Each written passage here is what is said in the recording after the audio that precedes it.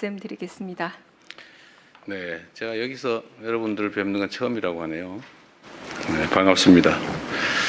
원래 비행기에서 하려고 그러다가 비행기에서 하면 여러분들 잠자다 잠을 못 자고 깬다고 그래서 할 수 없이 끝나고 난 다음에 오늘 하게 됐습니다. 한번 웃어줄 만도 한데 절대 안 웃어주네요. 네, 반갑습니다. 존경하는 국민 여러분, 대통령 취임 후 첫 유럽 순방을 마치고 어제 귀국했습니다. 우연의 일치겠지만 1년 전 제가 취임한 후에 첫 외교 일정으로 G7 정상회의에 참석하고 돌아온 날도 6월 18일이었다고 합니다. 1년 전에는 G7이라는 다자 무대에서 민주 대한민국의 복귀를 알리는 것 자체가 중요한 성과였다면 이번 유럽 방문과 G7 정상회의 참석을 통해서는 지난 1년 동안 대한민국의 위상과 대한민국에 대한 국제사회의 기대가 확실히 높아졌음을 피부로 느낄 수 있었습니다. 모두 국민 여러분의 성원이 있었기에 가능한 일이라고 생각합니다. 이번 순방의 주요 성과에 대해서 말씀드리도록 하겠습니다.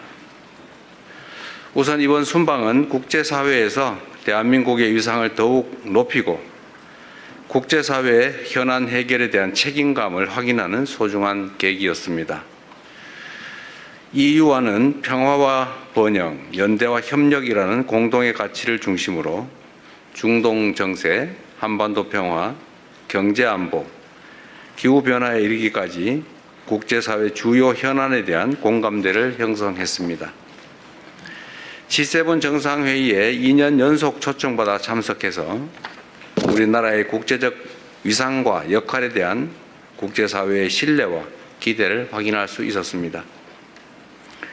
G7 회원국과 초청국이 참석한 2개의 확대 세션과 업무 오찬에서는 새로운 파트너십 구축과 국제연대 재건, 글로벌 불균형 해소와 공급망 안정, 안전하고 신속하며 효율적인 인공지능 도입 보장 방안에 이르기까지 글로벌 현안 해결을 위한 대한민국의 입장을 적극 개진하였습니다. 이 자리에서 저는 글로벌 경제 불균형 문제 해결을 위한 연대와 대화의 중요성을 강조하고 인공지능 등 다양한 분야에서 혁신을 촉진하되 안정성과 투명성, 책임성을 함께 확보해야 된다는 점을 지적하였습니다. 또한 중동 위기가 종식될 것으로 기대되는 만큼 향후 글로벌 에너지 공급망 강화를 위한 체계적인 해법도 함께 모색해 나가자고 제안하였습니다. 정부는 앞으로 글로벌 에너지 공급망 강화와 아태 지역 내 에너지 수입국 간의 협력 강화 시스템 구축을 통해서 우리 국익에 부합하는 국제 협력 질서를 주도적으로 추진해 나갈 계획입니다. 둘째, 이번 순방 역시 실용 외교로 국익을 극대화하기 위해 노력했습니다. 먼저 유럽 물류의 중심지이자 혁신적 중소기업 생태계를 갖춘 벨기에를 방문했습니다. 양국의 중소기업과 스타트업의 안정적인 성장 기반을 만들고 미래 세대 간 교류와 협력을 강화하기 위해 함께 노력하기로 하였습니다. 세계 최대의 단일 시장인 EU와의 정상회담에서는 경제, 안보 협력의 새로운 진전을 이뤄냈습니다. 안정적이고 예측 가능한 디지털 교육 환경 조성을 위한 디지털 통상 협정을 체결하였습니다. 마약, 테러 등 초국가 범죄에 보다 효과적으로 대응하기 위한 승객 예약 정보 전송 협정도 타결했습니다. 이를 통해 한국과 EU 간 디지털 협력과 국민 안전을 위한 공조 체제가 한층 강화될 것으로 기대됩니다.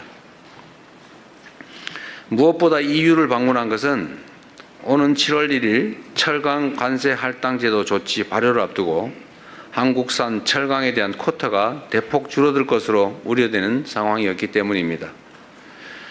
이러한 조치가 무역 장벽이 되어서는 안 된다는 우리의 확고한 입장을 EU 지도부에 전달하였고 FTA 체결국이자 전략적 파트너인 한국에 대한 각별한 배려를 당부하였습니다.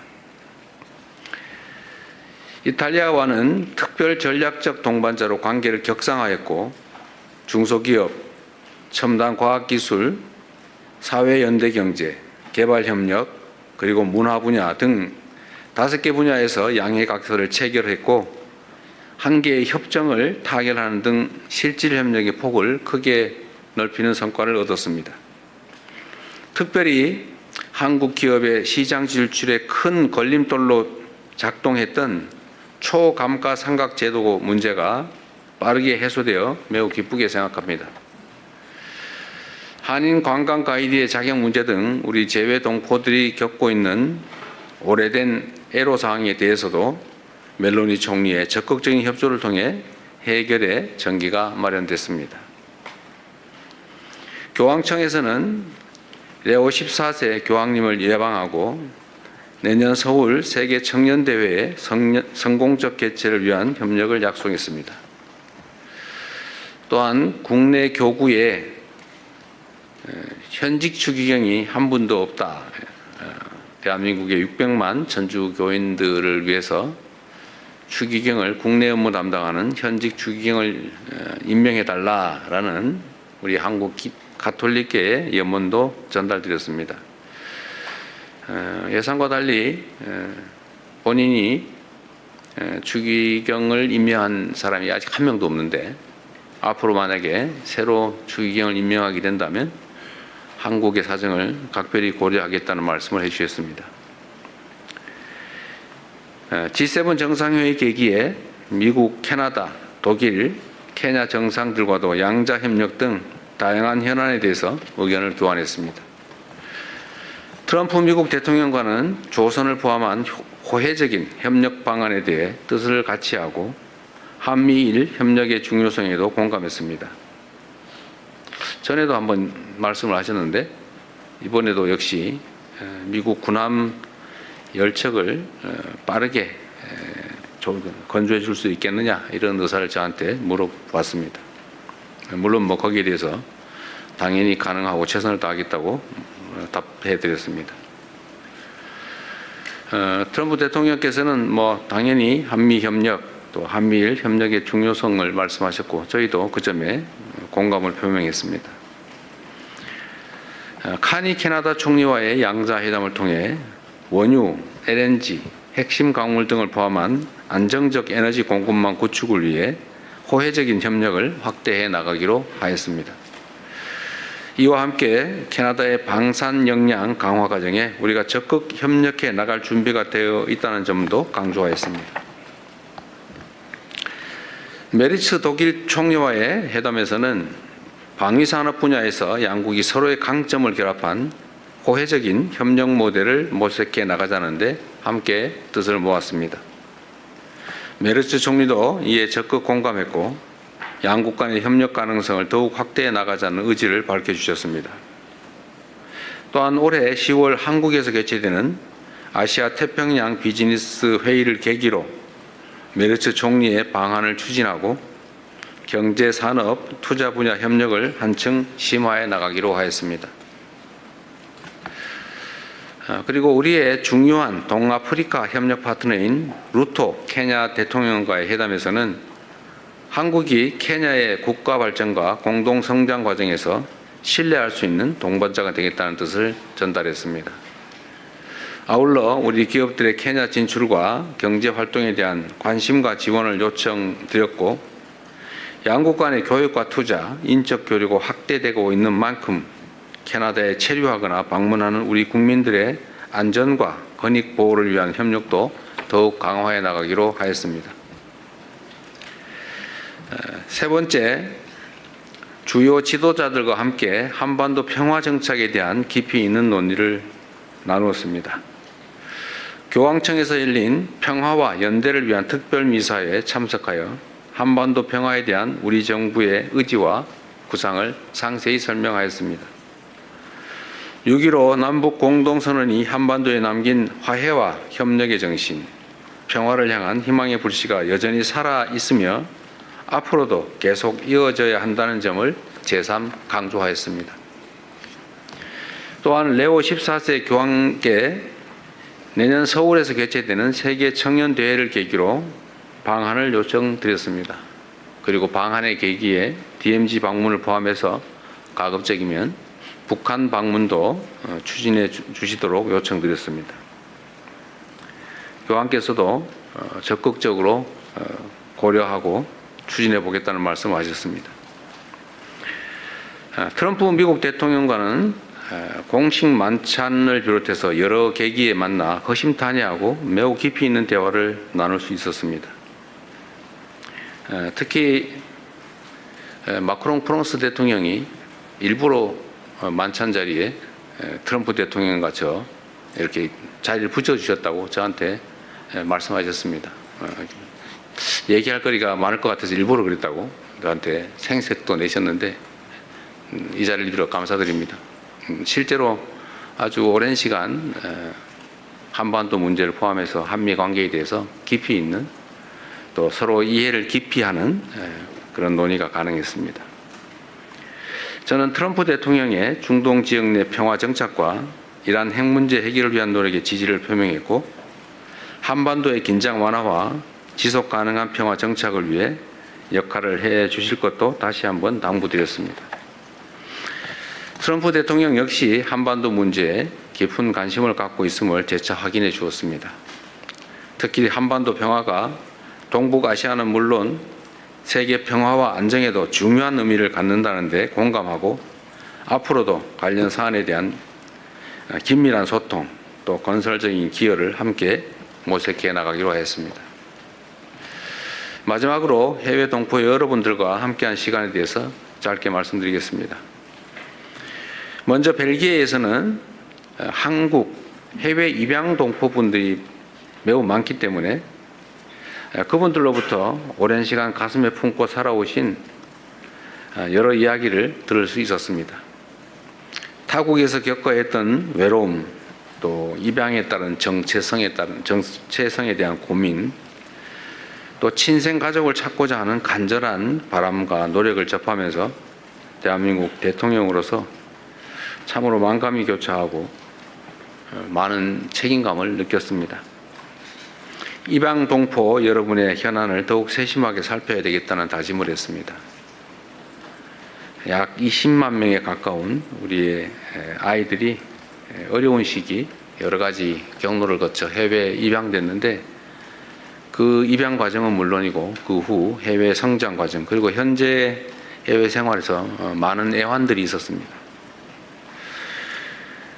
앞으로 더 실질적인 입양 동포 지원 방안을 마련해 나가야겠다는 다짐을 했고 또 그 말씀을 그분들에게 전했습니다. 재외동포청을 비롯한 외교부 등에 필요한 조치를 검토하도록 지시했습니다. 존경하는 국민 여러분 그리고 언론인 여러분, 정부 출범 2년차를 맞는 지금은 대한민국의 대전환과 대도약을 본격적으로 이끌어내야 할 매우 중요한 시기입니다.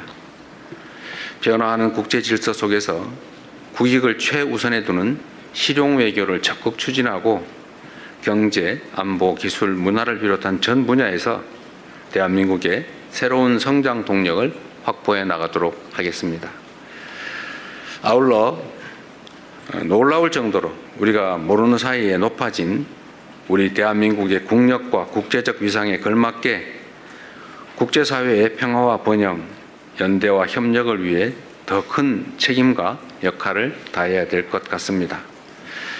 이번 순방을 통해 세계 각국의 지도자들과 폭넓게 소통하며 국익을 위한 의미 있는 성과를 나름 많이 만들어냈습니다. 순방의 성과가 우리 국민 여러분의 삶과 대한민국의 미래의 실질적인 결실로 이어질 수 있도록 최선을 다하겠습니다. 순방 기간 동안에 보내주신 우리 국민 여러분의 관심과 성원에 감사드립니다. 보내주신 기대와 신뢰에 더 큰 성과로 보답할 수 있도록 더욱 낮은 자세로 더 큰 책임감으로 국정을 수행해 나가겠다는 약속의 말씀을 드립니다. 감사합니다. 네, 이어서 질의응답 시간을 갖겠습니다. 먼저 순방 성과 관련해서 좀 질의 먼저 받았으면 합니다. 네, 앞에 KBS 손서영 기자님. 네, 안녕하세요. KBS 앉아서 하시죠. 김서영입니다. 예, 그럼 앉아서 하도록 하겠습니다. 트럼프 대통령과 이제 많은 대화를 네. 틈틈이 나누셨는데 그 한반도 평화에 대한 기여를 언급하시면서 중동 문제를 해결한 것처럼 이 한반도 문제도 해결해달라 이런 주문을 하셨습니다. 이 중동 문제 해결이라는 부분에 어떤 함의가 있는지 좀 궁금하고요. 그리고 또 트럼프 대통령께서 강한 지도자라는 평가를 하셨는데 대통령께 구체적으로 어떤 역할을 주문한 게 있으신지 여쭤보고 싶습니다. 중동 문제를 해결한 것처럼 한반도 문제를 해결해 달라가 이게 약간 두 가지 의미가 있을 수 있는데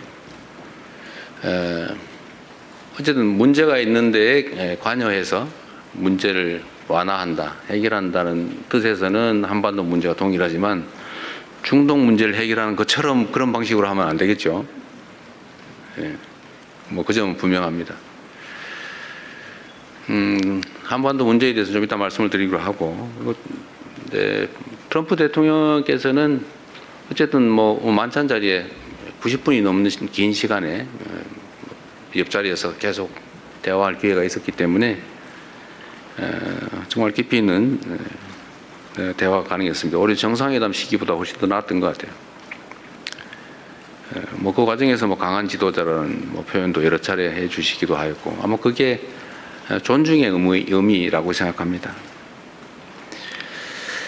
한반도 문제, 그다음에 한미 관계, 이게 뭐 가장 중요한 문제고, 그 중에서 가장 뭐 긴 대화를 한 것은 사실 북핵 문제죠. 앞으로 북핵 문제를 어떻게 접근할 것이냐. 트럼프 대통령께서도 막 14일인가 뭐 며칠 전에 김정은 위원장하고 함께 뜰을 거니던 사진을 SNS에 올렸습니다. 그 말씀도 하시더군요. 자기가 올렸다고. 본인이 올렸다고 말씀하시면서 이제 북한 문제에 대해서도 관심을 가져야 될 때가 됐다 이런 말씀하셨습니다. 그리고 제가 공동 사진 촬영을 하기 위해 처음 만났는데 그 자리에서도 먼저 그 북한 문제 어떻게 돼가요? 이렇게 미리 물어보셔서 갑자기 좀 사진 촬영 시간에 북한과 한반도 문제를 잠깐 얘기하게 됐습니다. 그래서 뭐 얘기가 아주 자연스럽게 이어졌는데요. 제가 드린 말씀은 트럼프 대통령께서 하신 말씀의 핵심은 북한도 이 핵무기를 현실적으로 보유하기 이전 단계에서 뭔가 가능한 조치를 했어야 되는데 못해서 아쉽다 이런 말씀을 하셨습니다.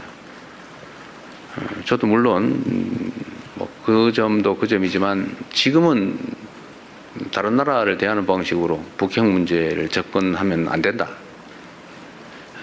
라는 점을 분명히 말씀드렸습니다. 뭐 그 점에 대해서 본인도 동의하셨고요. 근데 해결 방안이 마땅치 않다는 생각을 가지고 계셨고 그게 고민이었던 걸로 보입니다. 그래서 북핵 문제에 관한 우리의 입장을 좀 자세히 설명을 했어요. 이게 일률적으로 한 번에 처리가 불가능하다. 예를 들면 북한은 우리의 판단으로는 뭐 일정 수 이상의 핵무기를 실제 이미 보유하고 있는 것 같고 또 연간 10개에서 20개 정도의 핵무기, 핵폭탄을 만들 수 있는 핵물질을 계속 생산해내고 있고 또 그 투발 수단, 핵무기라고 하는 게 그 자리에서 뭐 쓸 수 있는 건 아니니까 어딘가를 멀리 보내서 사용하는 건데 소위 투발 수단, 옮기고 떨어뜨리는 그 투발 수단으로 ICBM 대륙간 탄도미사일을 뭐 단거리, 중거리 미사일 이미 다 개발했고 대륙간 탄도미사일은 거의 마지막 개발 단계에 있는 것으로 보여진다. 근데 이런 상태에서 그냥 원론적인 얘기를 서로 하면 이게 접근이 불가능하다. 북한은 비핵화 얘기를 하지 말고 핵 보유를 인정해야 대화하겠다 이러고 또 국제사회 입장에서는 비핵화를 포기할 수 없는데 이러니 대화 자체가 되지 않는다. 그래서 우리가 제안했던 것처럼 단계별로 좀 목표를 나누자. 단기 목표, 장기 목표를 나눠서 일단 단기적으로는 이 현재 추가의 핵물질 개발을 하지 않는 것, 그러니까 추가 생산을 안 하는 것, 중단하는 것, 또 핵물질의 해외 반출을 하지 않는 것, 또 ICBM에 더 이상 기술 개발을 하지 않는 것. 쉽게 말해서 중단하는 것만 해도 국제사회에는 이익이다. 방치하면 계속 상황이 악화된다.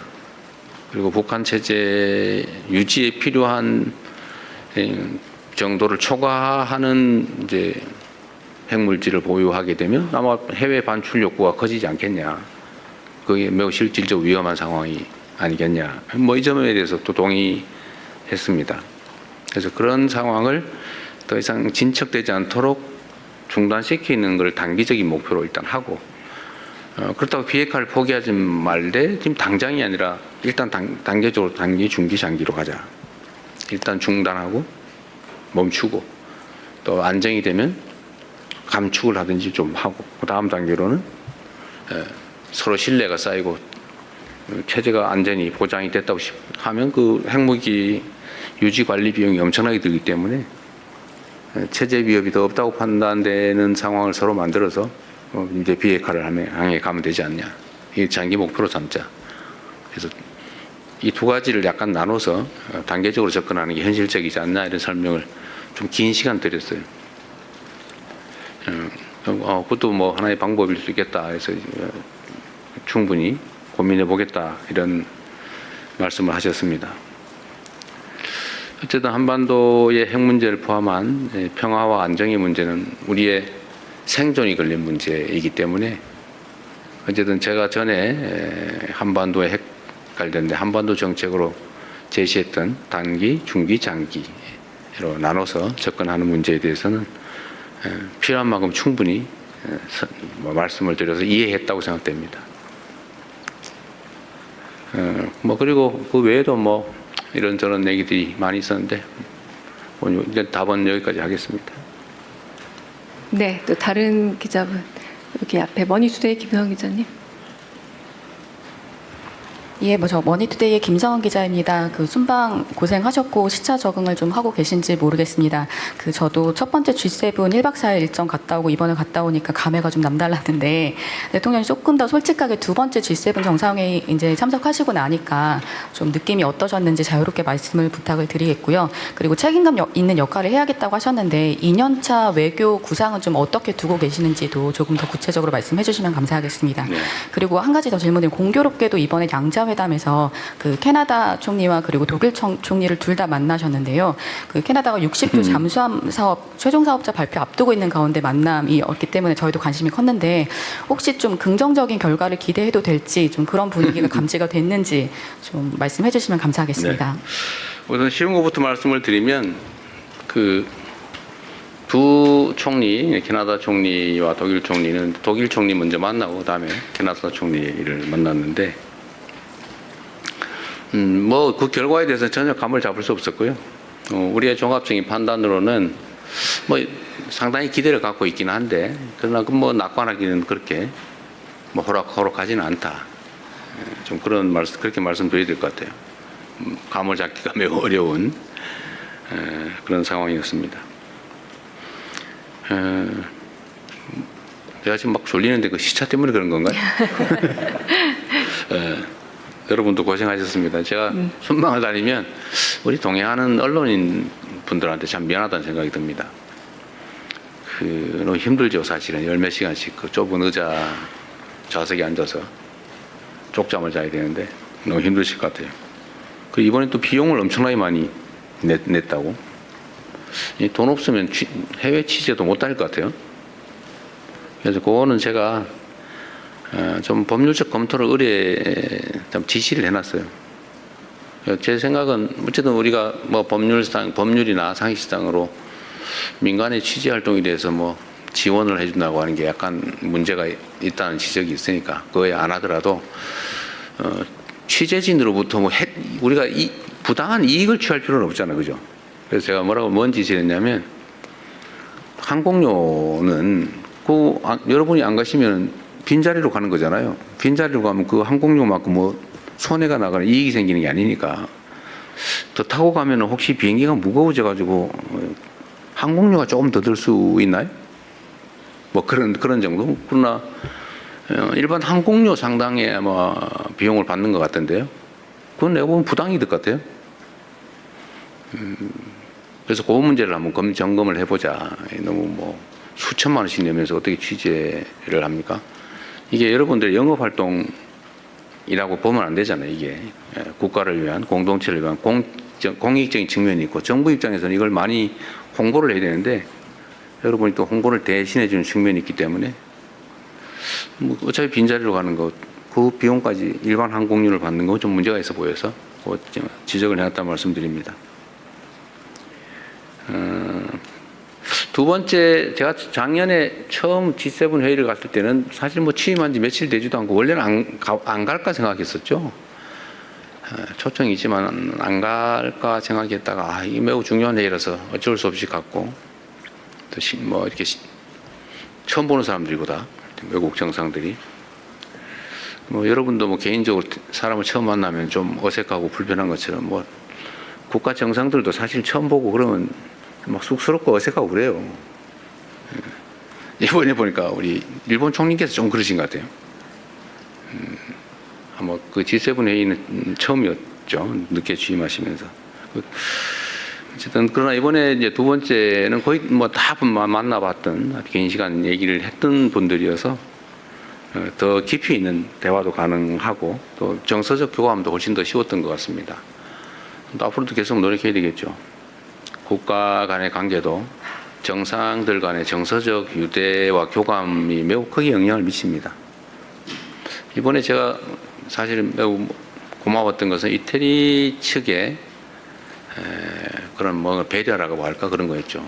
우리 교민들이 여러 가지 저한테 민원을 냈는데 그 중에 하나가 이제 우리 국민들이 연간 100만 명 정도가 이탈리아 관광을 갑니다. 그러니까 거기 이태리에 있는 우리 재외 국민들 또는 동포들이 관광 가이드를 하는 경우가 많은데 그게 이제 시험 봐서 뭐 자격증을 얻는데 되게 어려움이 많대요. 이제 그 얘기를 했더니 그 얘기를 하고 난 다음에 주말인데 밤에 관광청에서 우리 교민들 중에 그 일에 관계된 관광 가이드 회장인가 그분한테 전화가 왔다고 해요.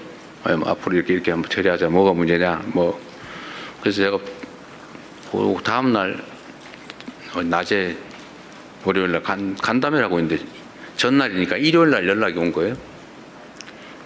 정말 각별한 배려를 해준 거죠.